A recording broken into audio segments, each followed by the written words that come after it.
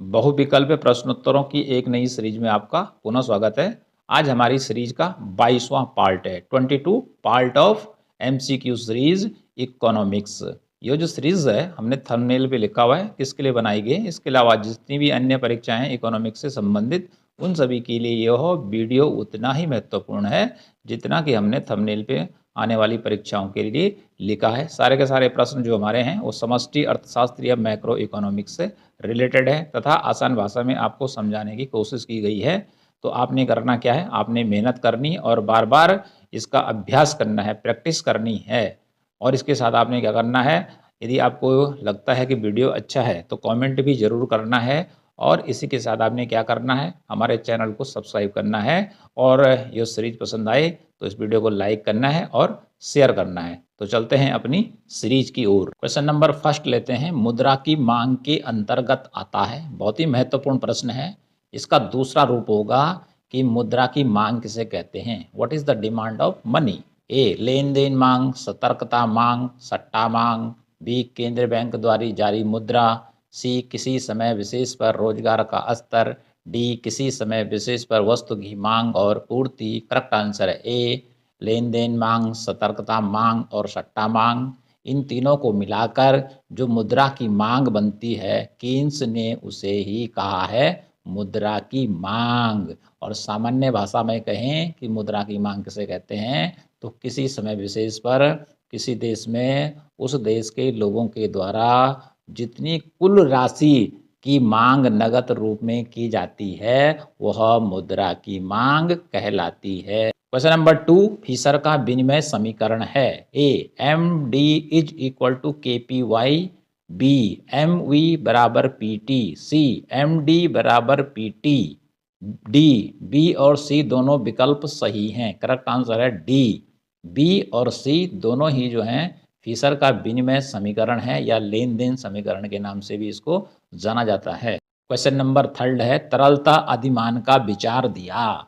ए Fisher, B Keynes, सी Adam Smith, D उपरोक्त में कोई नहीं। करेक्ट आंसर है बी कीन्स ने दिया तरलता अधिमान का विचार, जिसे कि लिक्विडिटी प्रीफरेंस के नाम से भी इंग्लिश में जाना जाता है। क्वेश्चन नंबर फोर्थ लेते हैं, तरलता जाल के संदर्भ में सत्य है। तरलता जाल का विचार भी प्रोफेसर कीन्स के द्वारा दिया गया है। इसे इंग्लिश में लिक्विडिटी ट्रैप कहते हैं और हिंदी में इसका दूसरा नाम है तरलता पास। ए बहुत कम ब्याज दर पर तरलता जाल वक्र पूर्णतः लोचदार हो जाता है। ऐसी स्थिति में मुद्रा की सट्टा मांग अनंत लोचदार होती है। सी ऐसी स्थिति में लोग बॉन्ड खरीदने के स्थान पर नगद मुद्रा अपने पास रखना पसंद करते हैं। डी उपरोक्त सभी। करेक्ट आंसर है डी। कीन्स क्या बतलाता है, जब ब्याज की दर गिरते गिरते इतनी कम हो जाती है कि लोग बॉन्ड खरीदना क्या करते हैं, बंद कर देते हैं या बैंक में रुपए जमा करना बंद कर देते हैं, क्योंकि ब्याज की दर कम होने के कारण यदि वो जमा करते हैं तो उनको हानि होती है। इसलिए उनकी भलाई इसी में है कि वो पूरे के पूरे रुपये अपने पास नकद रूप में रख लें। तो इसलिए तरलता जाल के बारे में जितने भी विकल्प हमारे दे रखे हैं इनको आपने बहुत अच्छे ढंग से याद करना है, तो तब आपकी समझ में आ जाएगा कि तरलता जाल किसे कहते हैं। क्वेश्चन नंबर 5 है, जोखिम निवारण तरलता अधिमान सिद्धांत का प्रतिपादन किया। जोखिम निवारण तरलता अधिमान सिद्धांत किसने दिया। A Keynes, B Baumol, C James Tobin, D उपरोक्त सभी। करेक्ट आंसर है सी जेम्स टोबिन। बहुत ही इंपॉर्टेंट सिद्धांत है और जेम्स टोबिन के द्वारा जोखिम निवारण तरलता अधिमान सिद्धांत का प्रतिपादन किया गया। क्वेश्चन नंबर 6 लेते हैं, फ्रीडमैन का मुद्रा मांग के सिद्धांत के बारे में निम्न कथनों में से सही कथन का चयन करें। यानी कि फ्रीडमैन का जो मुद्रा मांग का सिद्धांत है और नीचे जो कथन दे रखे हैं या विकल्प दे रखे हैं उनमें से सही का चयन करना है। ए संपत्ति या पूंजी सिद्धांत है। बी मुद्रा का मांग फलन स्थिर फलन है। बी मुद्रा की मांग आय के स्तर तथा ब्याज दर का फलन है। डी उपरोक्त सभी। करेक्ट आंसर है डी, क्योंकि फ्रीडमैन ने अपने मुद्रा मांग के सिद्धांत में संपत्ति हो चाहे वो पूंजी हो उसको उसने मुद्रा की मांग के अंतर्गत रखा है। अगला उसने कहा मुद्रा का जो मांग फलन है वह स्थिर रहता है। अगला उसने बताया जो मुद्रा की मांग है, जो लोगों के द्वारा की जाती है, समाज के द्वारा की जाती है, वो डिपेंड किस पे करती है? आय के स्तर तथा ब्याज दर का फलन होता है। तो इसलिए आपने ये तीनों चीजें याद करनी। क्वेश्चन नंबर 7 बहुत ही इंपॉर्टेंट है। मुद्रा के परिमाण सिद्धांत के बारे में सही कथन का चयन करें। मुद्रा का परिमाण का अर्थ होता है मुद्रा की मात्रा से। किससे होता है? मुद्रा की मात्रा से। माना कि मुद्रा की मात्रा समाज में पहले कितनी है? 1 अरब है, उसके बाद बढ़ के कितनी होगी? 2 अरब होगी, 3 अरब होगी, या घट के फिर क्या हो गया? 1 करोड़ हो गई। तो इस प्रकार से मुद्रा के परिमाण में जो आता है मुद्रा की मात्रा आती है। ए, मुद्रा के परिमाण और कीमतों में सीधा संबंध होता है। बी, मुद्रा की मात्रा और कीमतों में उल्टा संबंध होता है। सी, मुद्रा की मात्रा और कीमतों में कोई संबंध नहीं होता है। डी, उपरोक्त सभी। करेक्ट आंसर है ए, मुद्रा के परिमाण और कीमतों में सीधा संबंध होता है। यदि क्या होता है? मुद्रा की मात्रा बढ़ती है तो उससे क्या होता है? कीमतें बढ़ती हैं, जिसे मुद्रास्फीति कहते हैं। और यदि मुद्रा का परिमाण अर्थात मुद्रा की मात्रा घटती है तो ऐसे में क्या होता है? कीमतों में कमी आती है। इसलिए मुद्रा के परिमाण और कीमतों में कैसा रिलेशन है? सीधा संबंध है, अर्थात धनात्मक संबंध।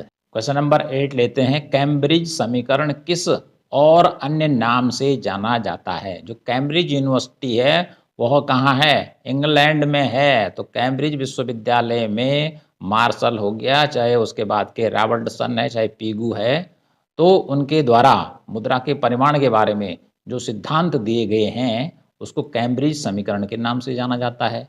लेकिन इसका दूसरा नाम भी आता है। ए, क्रय विक्रय दृष्टिकोण। बी, नकद राशि दृष्टिकोण। सी, विक्रय दृष्टिकोण। करेक्ट आंसर है नकद राशि दृष्टिकोण, या इसे नकद शेष समीकरण के नाम से भी जाना जाता है। किसे? कैम्ब्रिज समीकरण को। क्वेश्चन नंबर 9 लेते हैं। कैम्ब्रिज समीकरण है, अब यहाँ पर जो है, यहाँ पर हमने दे रखा प्रोफेसर मार्शल का समीकरण, लेकिन प्रोफेसर मार्शल ने कोई समीकरण नहीं दिया था, बल्कि एक बीज गणितीय रूप में उसको समझाने की कोशिश की थी। किसको समझाने की कोशिश की थी? मुद्रा के परिमाण को।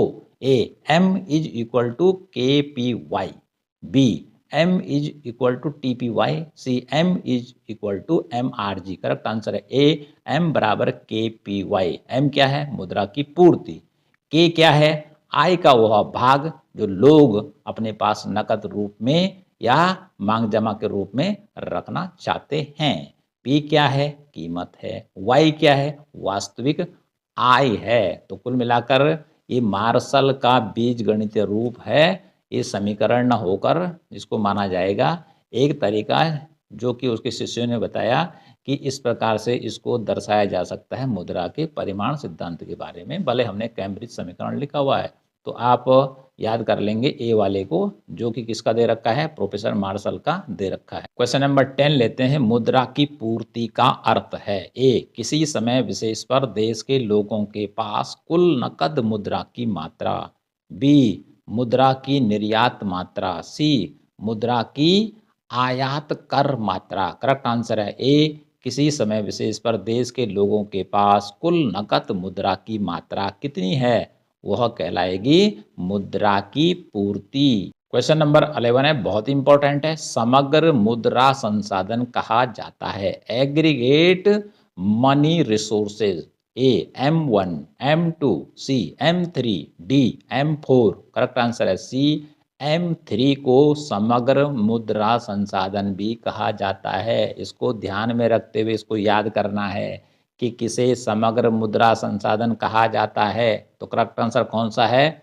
सी, M3 को। और ये जो चारों हैं M1, M2, M3, M4, ये भारत में मुद्रा पूर्ति की क्या है? मापे हैं। क्वेश्चन नंबर 12 लेते हैं। उच्च शक्तिशाली मुद्रा कहलाती। High powered money. ए, आरक्षित मुद्रा। B, reserve money. सी, मौद्रिक आधार। डी, उपरोक्त सभी। करेक्ट आंसर है डी, उच्च शक्तिशाली मुद्रा को अनेक नामों से जाना जाता है। जैसे उसे कहते हैं आरक्षित मुद्रा, यानी कि रिजर्व मनी। ठीक है। और बी में रिजर्व मनी, ये तो इंग्लिश में ही लिखा हुआ है। सी है मौद्रिक आधार। तो इस प्रकार से ए, बी, सी तीनों के तीनों जो विकल्प हैं वह उच्च शक्तिशाली मुद्रा के संदर्भ में सत्य है। क्वेश्चन नंबर 13 है, बहुत इंपॉर्टेंट है। उच्च शक्तिशाली मुद्रा के उत्पादक हैं। ए, व्यापारिक bank. B, State Bank of India. C, commercial bank, D Reserve Bank of India. Correct answer है D Reserve Bank of India. इसको आपने याद रखना है कि जो उच्च शक्तिशाली मुद्रा है उसका उत्पादन कौन करता है, उसका क्रिएशन कौन करता है, तो वो केवल रिजर्व बैंक ऑफ इंडिया करता है। क्वेश्चन नंबर 14 लेते हैं। उच्च शक्तिशाली मुद्रा है, इसका अर्थ होता है कि उच्च शक्तिशाली मुद्रा में कौन कौन सी मुद्राएं आती हैं। ए पी बराबर R plus C, B H बराबर C plus R, C H बराबर C plus C, D H बराबर T plus R. Correct answer है बी एच बराबर सी प्लस आर। तो उच्च शक्तिशाली मुद्रा को यहाँ पे प्रतीक चिन्ह एच के द्वारा दिखाया गया है। एच फॉर होता है हाई पावर्ड मनी, बराबर सी फॉर होता है करेंसी, जो किसके पास है, लोगों के पास आरक्षित है या नगद रूप में है, प्लस आर ये रिजर्व करेंसी किसके पास है, ये बैंकों के पास है। तो सी प्लस आर में जितनी मनी आ रही है लोगों के पास, जितनी करेंसी है, और बैंकों में जितना रिजर्व कैश है, उन दोनों का जो जोड़ कर दिया जाए तो वो बन जाएगा एच या उच्च शक्तिशाली मुद्रा। यदि सी कितनी है, सी मान लेते हैं कि 75 रुपया है और आर कितनी है 25 रुपया है, तो 75 प्लस 25 बराबर कितना हो जाएगा 100। तो 100 कहाँ पे लिखा जाएगा, एच की जगह लिखा जाएगा। तो इस प्रकार से ये फॉर्मूला आपने याद रखना है कि उच्च शक्तिशाली मुद्रा का फॉर्मूला है एच बराबर C plus R. Question number 15 लेते हैं, बहुत ही महत्वपूर्ण है, वेरी वेरी इंपॉर्टेंट है। मुद्रा गुणक का सूत्र है मनी मल्टीप्लायर्स। ए एम बराबर M by H, B M बराबर H by M, C H बराबर C plus C, D M बराबर T by H. Correct answer है ए एम बराबर एम बाई एच। एम जो छोटा लिखा हुआ है स्मॉल में, इसका अर्थ होता है मुद्रा का अनुपात, मुद्रा का अनुपात। तो कुल मिलाकर मुद्रा गुणक निकालने के लिए एम बराबर जो बड़ा एम लिखा हुआ है उसका अर्थ है मुद्रा की पूर्ति, ठीक है, और बटा एच लिखा है हाई पावर्ड मनी का जो भाग है, उच्च शक्तिशाली मुद्रा का जो भाग है वो किस में देना है, एच का भाग एम में देना है। तो इनके बीच जो अनुपात निकलेगा वही अनुपात मुद्रा गुणक कहलाता है। अर्थात उच्च शक्तिशाली मुद्रा और मुद्रा पूर्ति के बीच जो अनुपात होता है उसे मुद्रा गुणक या मनी मल्टीप्लायर के नाम से जाना जाता है। इसलिए आपने विकल्प ए को याद करना है। क्वेश्चन नंबर 16 लेते हैं, बजट घाटे का मुद्रा की पूर्ति पर क्या प्रभाव पड़ेगा। इट मीन्स हुआ यदि सरकार घाटे का बजट बनाती है तो मुद्रा की पूर्ति पर क्या प्रभाव पड़ेगा। ए मुद्रा की पूर्ति अपरिवर्तित रहेगी, बी मुद्रा की पूर्ति में वृद्धि हो जाएगी, सी मुद्रा की पूर्ति घट जाएगी, डी बजट में लाभ होगा, उधार लेने की जरूरत नहीं पड़ेगी। करेक्ट आंसर है बी मुद्रा की पूर्ति में वृद्धि हो जाएगी, क्योंकि जब घाटे का बजट बनाती है सरकार तो उसको उधार लेना पड़ता है, ठीक है जी, या उसको क्या करना पड़ता है, आरबीआई को अतिरिक्त नोटों को छपवाने का आदेश देना पड़ता है। तो ऐसी स्थिति में क्या होगा कि मुद्रा की मात्रा बढ़ जाएगी घाटे को पाटने के लिए। इसलिए लिखा है बी पर मुद्रा की पूर्ति में वृद्धि हो जाएगी जबकि सरकार घाटे का बजट बनाएगी। और यदि सरकार क्या करती है, लाभ का बजट बनाती है, अतिरेक का बजट बनाती है, तो इसका उल्टा होगा कि मुद्रा की पूर्ति में कमी हो जाएगी। क्वेश्चन नंबर 17 है, स्फीति सामान्य कीमत स्तर में निरंतर होने वाली वृद्धि है, यह परिभाषा किसने दी। ए फ्रीडमैन, बी ब्रूमैन, सी फीसर, डी डर्बबर्ग। करेक्ट आंसर है बी ब्रूमैन। स्फीति सामान्य कीमत स्तर में होने वाली वृद्धि है, यह जो परिभाषा है वो ब्रूमैन की है। स्फीति का अर्थ किससे है, मुद्रा स्फीति से है। मुद्रा स्फीति किसे कहते हैं, जब क्या होता है कीमतों में लगातार वृद्धि होती है उसे मुद्रा स्फीति या इन्फ्लेशन के नाम से जाना जाता है। क्वेश्चन 18 है, बहुत इंपॉर्टेंट है, जैसे दिखने में लग रहा है कि डिफिकल्ट है भाई, हाइपरफ्लेशन कहलाती है? ए, जब स्फीति की दर 20% से 100% के बीच या इससे अधिक हो। बी, जब मुद्रास्फीति की दर 5% से 10% हो। सी, जब मुद्रास्फीति की दर 0% हो। डी, जब स्फीति की दर 1% हो। करेक्ट आंसर है ए, जब मुद्रास्फीति क्या होती है 20% से 100% के बीच प्रतिवर्ष होती है या इससे भी और अधिक हो जाती है, तो ऐसी स्थिति को कहते हैं हाइपरफ्लेशन। क्या कहते हैं? हाइपरफ्लेशन के नाम से इसको जाना जाता है। ओके, तो इसको आपने याद करना है। तो ये जो स्थिति है ये तो मुद्रास्फीति की चरम स्थिति है। क्या है? चरम स्थिति है या चरम स्थिति को दर्शाती है। इसी को अति स्फीति के नाम से भी जाना जाता है। क्वेश्चन नंबर 19 लेते हैं। आय के पूर्ण रोजगार स्तर पर कुल उत्पादन से जितनी अधिक मात्रा में समस्त व्यय बढ़ेगा कहलाएगा। यानी कि कुल उत्पादन जितना कि देश में हो रहा है और उससे अधिक मात्रा में उस पर टोटल खर्चा होता है तो क्या कहलाएगा? ए, स्फीति अंतराल। बी, गतिहीन स्फीति। सी, चलती हुई स्फीति। डी, उपरोक्त में कोई नहीं। करेक्ट आंसर है स्फीति अंतराल, जिसे कि इन्फ्लेशनरी गैप कहते हैं। ये स्थिति कब उत्पन्न होती है? जबकि उत्पादन क्या होता है? राष्ट्रीय उत्पादन कम होता है लेकिन मांग क्या होती है? ज़्यादा होती है। तो मांग ज़्यादा होने के कारण कीमतें बढ़ती हैं। उत्पादन तो उतना ही रहता है लेकिन उस उत्पादन की कीमतें क्या हो जाती हैं? बढ़ जाती हैं, जिससे लोगों को ज़्यादा पैसा खर्च करना पड़ता है। इसे सामान्य भाषा में कहते हैं स्फीति अंतराल या इन्फ्लेशनरी गैप कहते हैं और यह कीन्स का दिया हुआ विचार है। क्वेश्चन नंबर 20 बहुत ही महत्वपूर्ण है। मजदूरी और लाभ के अधिक होने के कारण कीमतों में जो वृद्धि होती है वह कहलाती है। मजदूरी वेज पुश और लाभ प्रॉफिट पुश, अर्थात मजदूरी बढ़ती है और लाभ भी बढ़ता है। तो ऐसी स्थिति में क्या होगा? कीमतों में वृद्धि होगी, कीमतें बढ़ेंगी क्योंकि मजदूरी ज़्यादा देनी पड़ेगी। ठीक है, और लाभ भी बढ़ गया किसका? साहसी का। तो दोनों क्या करेंगे? वस्तु की कीमत को बढ़ाने का काम करेंगे। जिस वस्तु को वो बनाते हैं तो वो क्या कहलाएगी? A, creeping inflation. B, cost push inflation. C, लागत जन्य स्फीति।